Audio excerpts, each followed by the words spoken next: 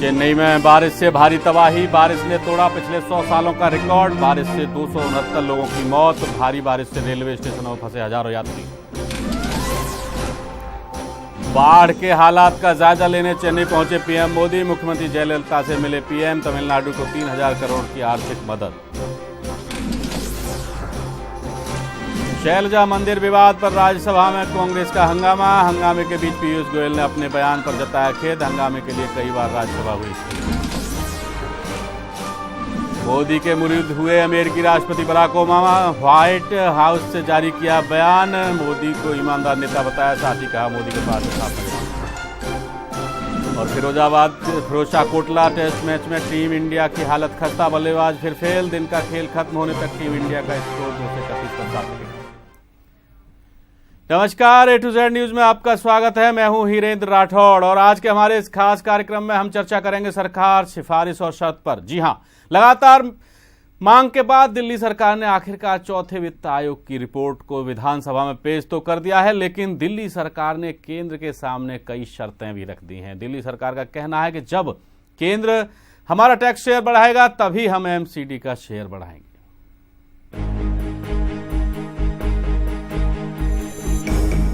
BJP के दबाव और लगातार मांग के बाद दिल्ली सरकार ने आखिरकार चौथे वित्त आयोग की रिपोर्ट को विधानसभा में पेश कर दिया है। एमसीडी को खराब हालातों से निकालने के लिए फंड की आवश्यकता है। चौथे वित्तीय आयोग की रिपोर्ट तीनों नगर निगम के लिए उम्मीद की आखिरी किरण है। दिल्ली सरकार लंबे समय से इस रिपोर्ट पर चुप्पी साधे बैठी रही, लेकिन आखिरकार इसे विधानसभा में पेश करना ही पड़ा। दिल्ली सरकार ने रिपोर्ट को लागू करने के लिए ऐसी शर्त लगा दी है जिससे फंड का पेंच और फंस सकता है। सरकार ने कहा पहले केंद्र पैसा दे तभी एमसीडी को पैसा मिलेगा। रिपोर्ट में नगर पालिकाओं की वित्तीय स्थिति में सुधार के साथ साथ दिल्ली सरकार के लगाए जाने वाले कर और शुल्कों को नगर पालिकाओं में वितरण के बारे में सिफारिशें की हैं। चौथे वित्त आयोग की रिपोर्ट विधानसभा में पेश करने की मांग पिछले लंबे समय से की जा रही थी। बीजेपी विधायकों का प्रतिनिधिमंडल जहां कई बार उपराज्यपाल से मिलकर मांग कर चुका था, वहीं न्यायालय से भी इसकी गुहार लगाई गई थी। रिपोर्ट के अंत में सिसोदिया ने कहा जब तक रिपोर्ट में दर्शाई गई सिफारिशों को केंद्र सरकार लागू नहीं करती तब तक इन्हें लागू करना प्रदेश के लिए असंभव है। ये report A to Z news.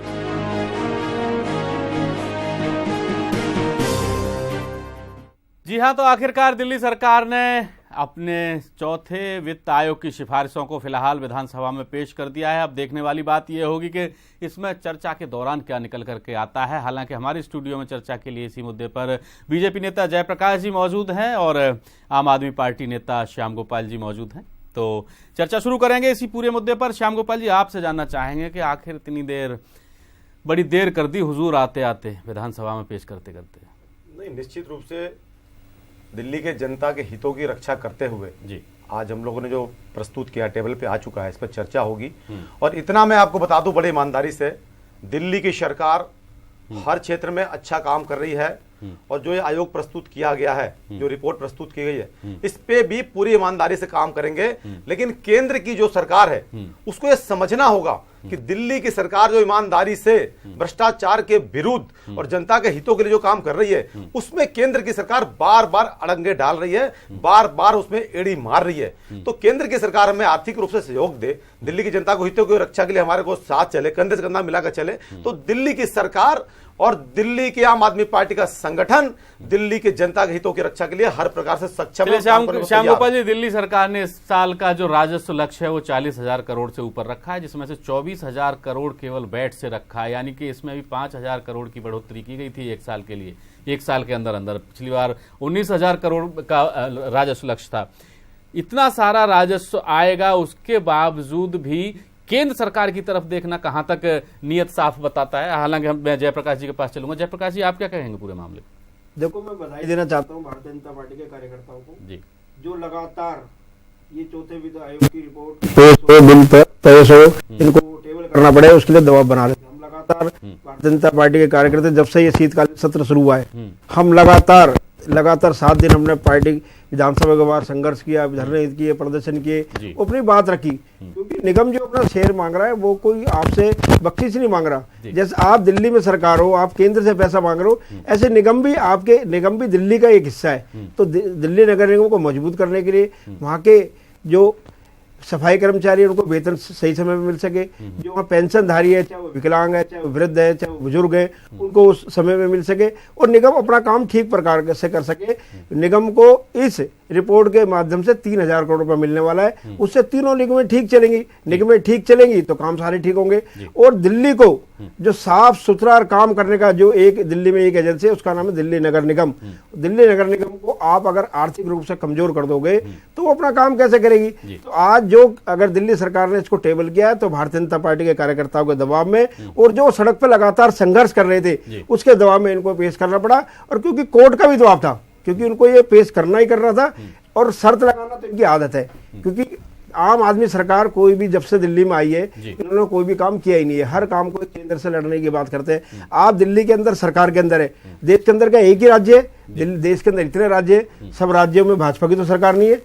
Jayalalithaa Bhajpa की नहीं है, ममता भाजपा की नहीं है और कई ऐसे राज्य हैं जहां पर भाजपा की सरकार नहीं है। वो राज्य भी मिलकर के संवाद करके बात करके अपनी समस्या को रख करके बात को रखते हैं और समस्या को सुलझाते हैं। तो हर चीज का जो हल है वो संवाद है।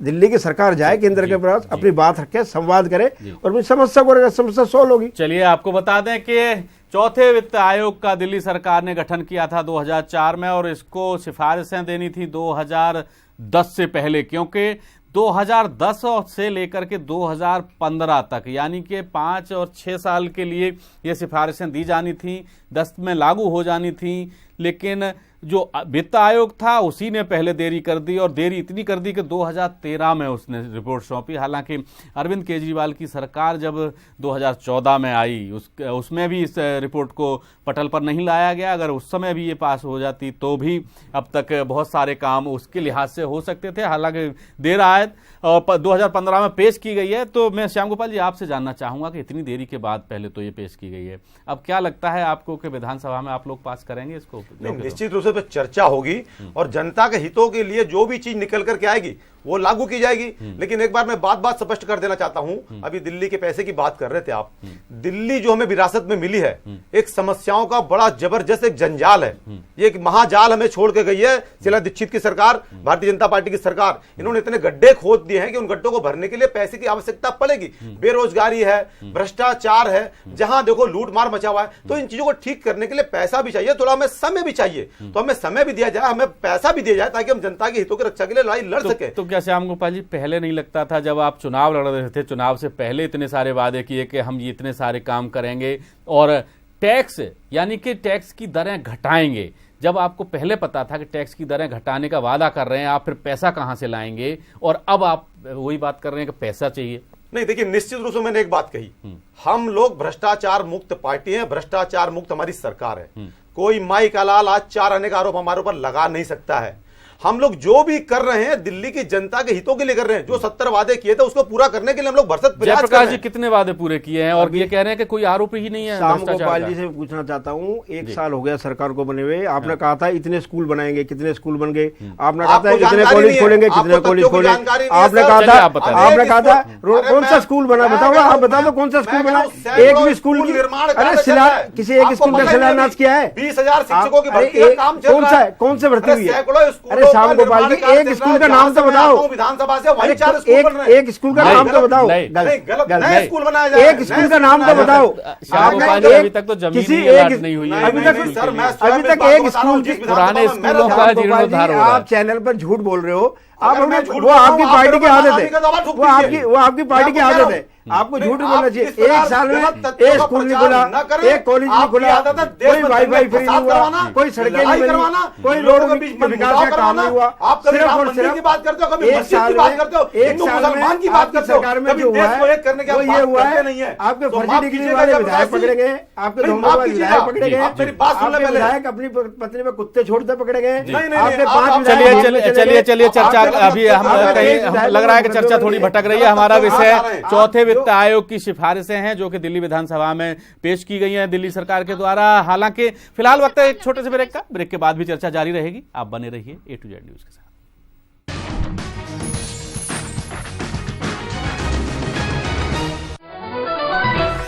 Watch your favorite A to Z news channel just a click away. Log on to www.a2znewschannel.com. प्रेम की कड़ी से चलती है ऊपर वाले की घड़ी। ले आई हूँ मैं आपको निर्मल दरबार में। भक्ति की शक्ति जब होती है सच्ची तो स्वयं साक्षात प्रत्यक्ष दर्शन देते हैं ईश्वर। बाबा जी के दरबार में भी हुआ कुछ ऐसा ही अनूठा संगम श्रद्धा और विश्वास का। जी हाँ, बाबा जी हमेशा अपने भक्तों का कल्याण करते हैं और उनके दुखों को हर लेते हैं।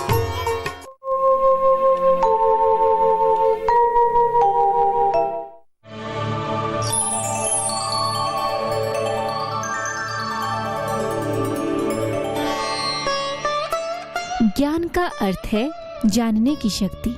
झूठ को सच से पृथक करने वाली जो विवेक बुद्धि है उसी का नाम ज्ञान है।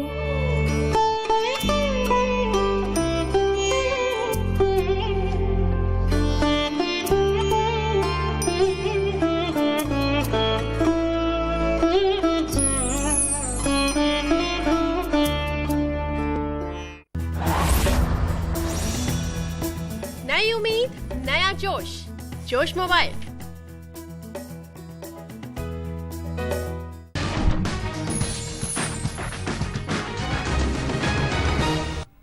ब्रेक के बाद फिर से आपका स्वागत है हमारी इस खास पेशकश में। और आइए आपको बताते हैं कि दिल्ली के चौथे वित्त आयोग ने आखिर क्या सिफारिशें की हैं। अब आपको बताते हैं केंद्र सरकार के लिए प्रमुख सिफारिशें। केंद्र सरकार का शहरी विकास मंत्रालय दिल्ली की नगर पालिकाओं और स्थानीय प्राधिकरणों के गठन से संबंधित मामलों में हस्तक्षेप न करे। दिल्ली की नगरीय सेवाओं की अपेक्षाओं को पूरा करने के संदर्भ में डीडीए को जिम्मेदार ठहराया जाना चाहिए। दिल्ली में भवनों के निर्माण में नियमन के लिए भवन विनियम बनाने से बचने की सिफारिश। माल की बिक्री खरीद में केंद्र सरकार को प्राप्त होने वाले धन को भी अन्य राज्यों के समान दिल्ली को दिए जाएं। दिल्ली सरकार के लिए सिफारिशें। साल 2012-13 के बाद के वर्षों के दौरान वसूले गए करों, शुल्कों और पथ करों का 12.5% हिस्सा दिल्ली के विभाज्य पूल में रखा जाए। नगर पालिकाओं के बीच निधियों की हिस्सेदारी 70/30 में परिवर्तन हो। विभाज्य पूल में 50% निधि जनसंख्या और क्षेत्र के अनुपात पर आधारित मौजूदा सिद्धांत में सभी नगर पालिकाओं को वितरित हो। शेष 50% वितरण प्रत्येक नगर पालिका की तुलनात्मक वित्तीय स्थिति और 4 प्रमुख सेवाओं की गुणवत्ता के अनुसार हो। उत्तरी दिल्ली और पूर्वी दिल्ली को निधि हस्तांतरण एनडीएमसी और दक्षिणी दिल्ली निगम से ज्यादा हो। निकायों के लिए सिफारिशें। दिल्ली की नगर पालिकाएं प्राथमिक शिक्षा प्रदान कर रही हैं। इसके लिए रिपोर्ट में केंद्र सरकार को जिम्मेदार बताया है। रिपोर्ट के अनुसार निगमों को राज्य जन स्वास्थ्य नीति से हटकर सार्वजनिक स्वास्थ्य सेवाओं की व्यवस्था नहीं करनी चाहिए। सड़कों के किनारे स्थान के लिए लाइसेंस शुल्क लागू किया जाए। नगर मूल्यांकन समितियों की स्थापना हो। विशेष कानून बनाकर करों की बकाया राशि की वसूली की जाए। जी हाँ, बिल्कुल। चौथे वित्त आयोग ने बहुत सारी सिफारिशें की हैं। इसमें कहा गया है कि केंद्रीय शहरी विकास मंत्रालय हो या फिर डीडीए हो, अपनी अपनी जिम्मेदारी निभाएं, नगर निगमों के काम में हस्तक्षेप ना करें। हालांकि दूसरी बात ये भी सिफारिश की गई है कि स्वास्थ्य और शिक्षा व्यवस्थाओं को नगर निगम छोड़ दे। जयप्रकाश जी, इस सिफारिश में अगर दिल्ली सरकार पास कर देती है इन सिफारिशों को तो क्या, क्योंकि बीजेपी नगर निगम में काबिज है, प्राथमिक शिक्षा और प्राथमिक स्वास्थ्य ये दोनों सेवाएं दे रहा है, तो क्या छोड़ने के लिए तैयार होगा बीजेपी? देखो, जो दिल्ली नगर निगम के पास मेन काम है जी, उसमें शिक्षा और स्वास्थ्य ये दोनों भी मुख्य काम है। अगर ये दोनों काम भी दिल्ली सरकार ले लेगी तो दिल्ली सरकार के पास जो अभी मौजूदा काम है वो तो संभल नहीं रही, उनके बाद 2 काम और बढ़ जाएंगे और काम बढ़ जाएंगे, तो इसका मतलब उनके ऊपर और बोझ बढ़ जाएगा और बढ़ जाएगा। जब आपने स्थानीय निकाय, दिल्ली नगर निगम में स्थानीय निकाय अगर अपना ठीक काम कर रहा है तो उसमें सुधार होना चाहिए, उसमें सुधार हो, उसको वित्तीय सुविधा दी जाए, उसमें और जो उसकी जो व्यवस्थाएं जो खराब है वो व्यवस्थाएं ठीक की जाए, वहां पर और जो मूलभूत दिक्कतें वो ठीक की जाए। अगर ये सारी चीजों को इस ठीक प्रकार से रखा गया तो दिल्ली नगर निगम सुचारू रूप से चल सकती है। और मैं एक बात बताना चाहता हूँ, दिल्ली नगर निगम ही दिल्ली में एक ऐसी एजेंसी है कि कोई भी बड़ी से बड़ी समस्या आ जाए, दिल्ली सरकार के पास भी कोई एजेंसी नहीं है कि वो उससे वो काम करा सके। आज दिल्ली सरकार को अगर कोई लाइसेंस इशू कराना है, कोई फैक्ट्री लाइसेंस इशू कराना है, किसी पे कोई कार्रवाई करनी है तो दिल्ली नगर निगम पर आश्रित है वो। तो दिल्ली नगर निगम एक ऐसी एजेंसी है, अगर उसका ठीक प्रकार से उपयोग किया गया और उसको ठीक प्रकार से लागू किया तो दिल्ली नगर निगम दिल्ली को ठीक दिशा में ले जाने के लिए, ठीक व्यवस्थित करने में आगे बढ़ सकती है। लेकिन जो उसमें खामियां है उसको मिलकर के हम ठीक कर सकते हैं। अगर हम एक दूसरा ब्लेम गेम करेंगे, आज दिल्ली में जो सरकार है वो क्या कर रही है, जो उसको काम कर रहा है वो कर नहीं रही, वो ब्लेम गेम करती है। जो उनसे होता नहीं वो केंद्र की तरफ सरकार देती है, जो काम उनसे होता नहीं वो केंद्र में सरकार देती है, जो काम उनसे होता नहीं। चलिए श्याम गोपाल जी मैं आपके पास भी आता हूँ कि श्याम गोपाल जी भटक रहे हैं। चलिए जयप्रकाश जी मैं श्याम गोपाल जी के पास आता हूँ। पकड़े गए, आपके कितने नगर निगम आप दिल्ली सरकार को सौंप के देखिए। चलिए श्याम गोपाल जी मैं आपके पास आता हूँ। जयप्रकाश जी मैं आपको रोकूंगा। श्याम गोपाल जी आप बताइए 12.5% टोटल रेवेन्यू का दिल्ली सरकार को जो रेवेन्यू मिलता है उसका 12.5% देने की सिफारिश की गई है नगर निगमों को। क्या आपकी पार्टी की सरकार तैयार है? नहीं, निश्चित रूप से विचार मंथन होगा, जो भी फैसला होगा दिल्ली विधानसभा के लोग करेंगे उसके अंदर, माननीय मुख्यमंत्री जी करेंगे, हमारे मंत्री करेंगे, विधायक लोग करेंगे उसके लिए। मैंने प्रथम बात आपको यही कही, जनता के हित में जो भी होगा वो काम, यानी 12.5% देना भी जनता के हित में ही होगा, क्योंकि वित्त आयोग ने सिफारिश की और ये वित्त आयोग दिल्ली सरकार ही गठित करती है। मैं आपकी जानकारी के लिए बता दूं, निश्चित रूप से पैसा दिया जाएगा, केंद्र की सरकार हमें मदद दे, हम कब मना कर रहे हैं? नहीं, ये जो वित्त आयोग ने सिफारिश की है वो दिल्ली सरकार से देने के लिए की है, केंद्र सरकार से नहीं की है। मैं कह रहा हूं केंद्र की सरकार भी इनको लागू करे जी। नहीं, ये दिल्ली सरकार के लिए, केंद्र सरकार के लिए नहीं। ना दिल्ली सरकार को पैसा दे, केंद्र की सरकार मदद दे, आर्थिक सहायता दे, तो दिल्ली की सरकार कहां पीछे है? नहीं, अब वो तो फिर केंद्र सरकार सीधे भी दे सकती है, दिल्ली सरकार को क्यों दे? जब ये सिफारिशें हुई हैं और ये नियम है, कानून है कि नगर निगम को दिल्ली सरकार देती है पैसा, और वो अपनी जेब से नहीं देती है, वो रेवेन्यू में से हिस्सेदारी होती है, जो रेवेन्यू आता है उसमें से हिस्सेदारी होती है। किसी भी राज्य को ढंग से मदद नहीं दे रही है। मैं आपको बताऊं, अभी चेन्नई की हालत देख लीजिए, वहां बाढ़ की कितने प्रकोप हुआ है। 3000 करोड़ का पैकेज दे दिया है। नहीं, वहां आज ही प्रधानमंत्री ने ज्यादा मांगा गया था, कम दिया गया वहां पर। आप जम्मू कश्मीर की बात करते हो, आप बिहार की बात करते हो, जम्मू कश्मीर के मुख्यमंत्री ने भी कहा है कि सबसे ज्यादा जम्मू कश्मीर को मिला। बिहार के लिए इन्होंने कितनी बड़ी घोषणा कर दी थी, 1 लाख करोड़ की घोषणा कर दी, क्या दिया हमारे प्रधानमंत्री आप देश के हालात देख लीजिए। चलिए लौट करके हम अपने मुद्दे पर आते हैं। जो हमारा चौथा वित्त आयोग है दिल्ली का, श्याम गोपाल जी, चौथा वित्त आयोग है, उसने सिफारिशें की है, तो क्या दिल्ली सरकार तैयार है 12.5% देने के लिए? निश्चित रूप से केंद्र की सरकार सहायता तो दे हमें, हम कब पीछे भाग रहे हैं? आर्थिक रूप से मदद दो, आप दिल्ली की जनता के लिए आप सहयोग करो, हर हाल में हम लोग साथ आगे चलने के लिए तैयार हैं। लेकिन आप यानी कि जो दिल्ली सरकार रेवेन्यू इकट्ठा कर रही है उसमें से हिस्सेदारी जो बनती है कानूनन वो नहीं मिलेगा। रोज वैट बढ़ा रहे हैं। मैंने आपको बताया दिल्ली, देखिए हम लोग भारतीय जनता पार्टी कांग्रेस के एक कानून और इन्होंने टेबल किया, उसमें वैट के ऊपर इन्होंने पुलिस का कानून लगा दिया। अगर किसी ने वैट नहीं दिया तो थोड़ा अधिकारी को गिरफ्तार कर लेंगे। हम लोग भारतीय जनता पार्टी कांग्रेस के आपने कहा था एक भी रेट नहीं मारी जाएगी। आज दिल्ली का व्यापारी ट्राई कर रहा है, आप थोड़ा सुनना नहीं का व्यापारी ट्राई कर रहा है। चलिए कोई बात नहीं, मैं आपसे साथ से चर्चा जारी रखूंगा। और जो हमारा दिल्ली का चौथा वित्त आयोग ने उसने जो सिफारिश की थी, फिलहाल देरी से सिफारिश की, सरकार भी देरी से लाई है। अब दिल्ली विधानसभा में क्या होगा ये तो बात की बात है। हमारी इस चर्चा में फिलहाल वक्त है एक छोटे से ब्रेक का। ब्रेक के बाद भी चर्चा जारी रहेगी। आप बने रहिए A to Z न्यूज के साथ।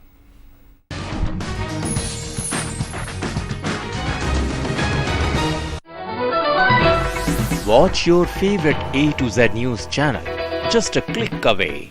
Log on to www.atozNewsChannel.com.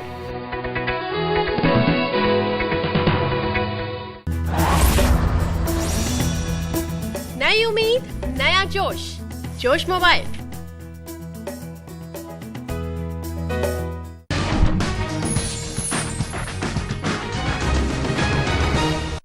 Break के बाद फिर से आपका स्वागत है और लगातार चर्चा जारी है। चौथे वित्त आयोग की सिफारिशें दिल्ली सरकार ने पटल पर रख दी हैं, विधानसभा में पेश कर दी हैं। अब देखने वाली बात यह है कि जो सिफारिशें वित्त आयोग ने की हैं वो दिल्ली सरकार मानती है या नहीं। जयप्रकाश जी, फिर से आपके पास आना चाहूंगा कि दिल्ली सरकार और केंद्र सरकार से वित्त आयोग ने सिफारिश की है कि स्वास्थ्य और शिक्षा को नगर निगम से ले लिया जाए। ऐसी स्थिति में केवल सफाई का काम बचता है नगर निगम के पास? देखो, जो रिपोर्ट जारी की है उन्होंने, जो भी रिपोर्ट बनाई है उन्होंने, उसमें जो भी खामियां देखी होंगी, क्योंकि जिस समय ये आयोग का गठन हुआ था उस समय दिल्ली के अंदर कांग्रेस की सरकार थी। नगर निगम में भी, केंद्र में भी, नगर निगम में भी, उस सब में वो बैठे थे। नगर निगम में भाजपा की सरकार थी, लेकिन दिल्ली और केंद्र में कांग्रेस की सरकार थी। तो उनको लगता था कि जैसा हम दिल्ली में देश में कर रहे हैं, शायद हमारा ही राज रहने वाला है, इसलिए जो निगम ठीक काम कर रहा है इनसे ये काम भी ले लिया जाए।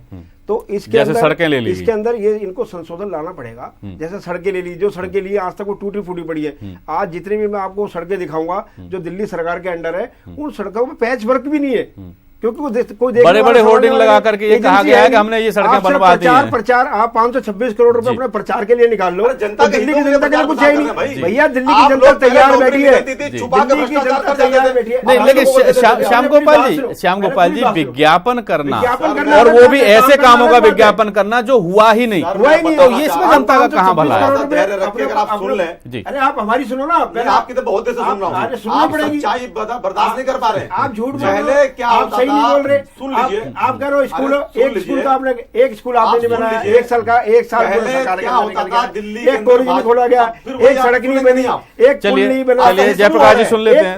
असहनशील हो रहे हैं, सहिष्णुता बनाए रखिए। केंद्र की सरकार को चाहिए देश में सहनशीलता बनाए रखे। जितनी सहनशीलता हमारे अंदर, चलिए जयप्रकाश जी सुन लेते हैं, तो 1 मिनट के लिए सुन लेते हैं। रखना चाहता हूँ, केंद्र में जब हमारी सरकार आई भाई नरेंद्र मोदी जी की, माननीय प्रधानमंत्री जी की, उन्होंने आते ही हर राज्य का शेयर जो 15 लाख रुपए बांट दिए, जो 32% शेयर था, अच्छे दिन वो 42% शेयर किसने किया? देश के अंदर केंद्र सरकार ने किया ना जी। उसने किसी राज्य के अंदर भेदभाव किया क्या? सारे के सारे भेदभाव कर रहे हो आप, हिंदू मुसलमान के बीच भेदभाव कर रहे हो। ये चौथे वित्त आयोग पर हम चर्चा कर रहे हैं श्याम गोपाल जी, और हिंदू मुसलमान की अगर बात करेंगे तो बहुत सारे मुद्दे बाद में उठ सकते हैं, फिर किसी दिन चर्चा कर लेंगे। फिलहाल हम आपसे जानना चाहेंगे जयप्रकाश जी, मैं श्याम गोपाल जी के पास आता हूँ।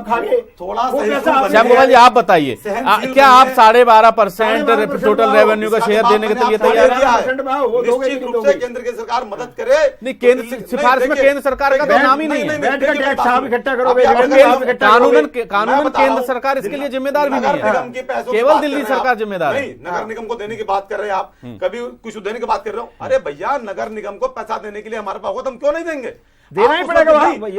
नगर निगम का संवैधानिक अधिकार है। आप नगर निगम को, अरे निगम का संवैधानिक अधिकार है, अरे अधीन कर दो, हम दिखा देंगे आपको नगर निगम चला संवैधानिक अधिकार है। क्या लगता है कि अभी नगर निगम दिल्ली सरकार के आपने बाई इलेक्शन क्यों नहीं कराया तेरा? ये हमारे अधीन। अगर आपको लगता है कि अधिकार हमें दे दे नगर निगम के, हम इसको चला के, यानी कि आप भंग करने की बात कर रहे हैं? हमारे अधीन कर दें। आप नगर निगम को भंग करने की बात कर रहे हैं? बिल्कुल हमारे अधीन दे दें। आप कह रहे हो भंग करनी है। सारे पावर्स, अधीन का मतलब क्या है? सारे पावर्स दिल्ली सरकार को दो, यानी भंग करने की बात कर रहे हैं ना? सरकार को दे दिया जाए, यानी कि आप भंग करने की बात करने की जरूरत नहीं है। आप सारे पावर हमें दे दीजिए। कैसे अधीन होती है? पावर क्या होती है? वही तो पावर क्या होती है? पावर नगर निगम स्वायत्त बॉडी है और उसके अपने निर्णय होते हैं। दिल्ली की सड़कों का क्या हाल है? सेंट्रल गवर्नमेंट दिल्ली के स्वास्थ्य अस्पतालों की क्या स्थिति है? दिल्ली के कॉलेजों की क्या स्थिति है? दिल्ली में घरों की सुरक्षा की क्या स्थिति है? सीसीटीवी कैमरा कहाँ गए? वाईफाई कहाँ गया? जो बसों के अंदर मार्शल लगाने थे वो कहाँ गए? आपको बताता हूँ कि सीसीटीवी कैमरे कहाँ अगर गए? आप जाति प्रमाण पत्र की बात करते हैं तो जाति प्रमाण पत्र दिल्ली सरकार बनाती है। इनकम प्रमाण पत्र की बात करते हैं तो इनकम का भी दिल्ली सरकार बनाती है। इसके अलावा का काम बता रहा हूँ, बहुत लेकिन दिल्ली सरकार पे भी तो आपको जवाबदेही है, बनती है ना। बस मार्शल खड़े करने थे, खड़े किया आपने, फिर तो आपकी जवाबदेही बनती है। मार्शल खड़े किए। तेज आवाज है मेरी। अरे आवाज ठीक ही रहो आप सुनना नहीं चाह रहे हो तो सुनाओ ना। भ्रष्टाचारियों का गढ़ बन गया नगर निगम, चाहे अस्पताल हो चाहे नगर निगम कार्यालय। लेकिन पिछले टाइम में मैं श्याम गोपाल जी आपकी जानकारी के लिए बता दूं कि पिछले टाइम में दिल्ली सरकार ने जो अभियान चलाया भ्रष्टाचार के खिलाफ, उसमें सबसे ज्यादा अधिकारी और कर्मचारी अगर पकड़े गए तो दिल्ली सरकार के डिपार्टमेंट्स में काम करने वाले पकड़े गए। तो फिर भ्रष्टाचार कहाँ है? भ्रष्टाचार कहाँ है? सुनिए मैं बता रहा हूं, मुख्यमंत्री की नाक के नीचे भ्रष्टाचार हो रहा है। मुख्यमंत्री के नाक के नीचे जो विधायक सरकार की भ्रष्टाचार की मुख्यमंत्री की नाक के नीचे कृष्णानगर का विधायक 10 लाख रुपए मांगता है। मुख्यमंत्री के नाक के नीचे बनाया विधायक पैसे, वहां भी शिकायतें आती हैं। मुख्यमंत्री के नाक के नीचे स्कॉर्पियो आती है। भ्रष्टाचार मैं बता रहा हूँ, भ्रष्टाचार के विरुद्ध हमारी जंग आज भी जारी है। हम एक जगह भ्रष्टाचारियों को छापा मार के भ्रष्टाचार से चलिए श्याम गोपाल जी 1 सेकंड के लिए रोकूंगा मैं आपको। मैं चाहूंगा कि आप श्याम गोपाल जी 20 सेकंड में आप बताएं कि आखिर ये जो वित्त आयोग की रिपोर्ट पेश की गई है, अब इससे दिल्ली की जनता का कितना भला होने वाला है, और आप मान रहे हैं या नहीं मान रहे? दिल्ली सरकार हर वो काम करने को तैयार है जो दिल्ली की जनता के हित में होगा, लेकिन उस हित में केंद्र की सरकार अपनी टांग ना अड़ाए। ये मेरा कहना है। बिल्कुल ठीक और ये है, बार-बार यानी कि अड़ाएंगे। केंद्र सरकार टांग नहीं अड़ाएगी और फिलहाल अड़ा भी नहीं रही है। जयप्रकाश जी अड़ रहे पूरा शरीर अड़ा रहे। तो ऐसा है कि इनको तो टांग अड़ाने की आदत है, जो काम खुद नहीं कर सकता वो दूसरे को बढ़ाता जी। है। जब मेरे पे जिम्मेदारी दिल्ली की है तो मैं दिल्ली का काम करूंगा। दिल्ली की जनता ने आपको बाहर कर दिया भाई। अरे दिल्ली की जनता ने आपको भी बाहर बिहार कर में भी रखा हटा दिया आपको। आपकी 7 सीटें आप हारे थे ना, गुजरात में भी अभी हारे आप गांव में 7 आप। सीटें हारे थे ना। चलिए, हमारी हम चर्चा चारों तरफ जीत शुरू रहे हुई हैं। थी क्या बात कर रहे हो दिल्ली आप? के चौथे वित्त आयोग पर, और जो सिफारिशें दिल्ली सरकार ने अभी फिलहाल विधानसभा में पटल पर रखी हैं, उनका क्या नतीजा होगा, सरकार मानेगी या नहीं मानेगी, क्या संशोधन किए जाएंगे, ये अभी आने वाला वक्त बताएगा। और फिलहाल हमारी आज की इस चर्चा में शामिल होने के लिए जयप्रकाश जी आपका भी बहुत बहुत धन्यवाद, और श्याम गोपाल जी आपका भी बहुत बहुत धन्यवाद। और फिलहाल आज के हमारे इस खास कार्यक्रम में बस इतना ही। देश और दुनिया की खबरों के लिए आप देखते रहिए A to Z न्यूज़। नमस्कार।